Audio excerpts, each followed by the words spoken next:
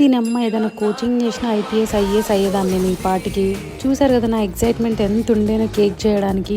సరే చెప్పడం మర్చిపోయా కదా, నేను కేక్ చేద్దాం అనుకుంటున్నా అన్నమాట ఇవాళ.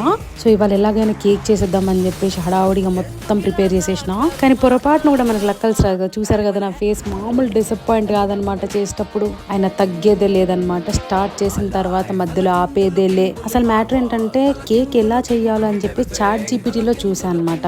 అదేంటో భయ్యా, చాట్ జీపీటీలో చూసిన ప్రతిదీ బాగానే అనిపించింది, కానీ కేక్ ఎందుకు బెడిసి కొట్టిందో అర్థం కావట్లేదు భయ్యా. నాకు అన్ని కరెక్ట్ గానే వేసాను సార్, ఎక్కడ పొరపాటు అయిందో అర్థం కావట్లేదు. ఆ కేక్ చేయడం ఏంటో కానీ దాని తర్వాత పడిన కష్టాలు ఓ అమ్మ అంతా ఇంత కాదనమాట. టైమర్ మొత్తం సెట్ చేసి పెట్టినా మంచి వెయిట్ చేస్తుండే ఎట్లా వస్తుందా ఏందా అని చెప్పేసి. నా ఎగ్జైట్మెంట్ చూసారు కదా ఎంత అటర్ ఫ్లాప్ అయిందంటే దాన్ని నెత్తికేసి కొట్టుకుంటే నెత్తి పగిలేలా ఉందనమాట. అంత గట్టిగా అయిపోయింది. అయినా సరే తిని ట్రై చేసిన ఏదో అస్సలు అంటే అస్సలు బాగాలేకుంటే మీరు మాత్రం అస్సలు ట్రై చేయకండి.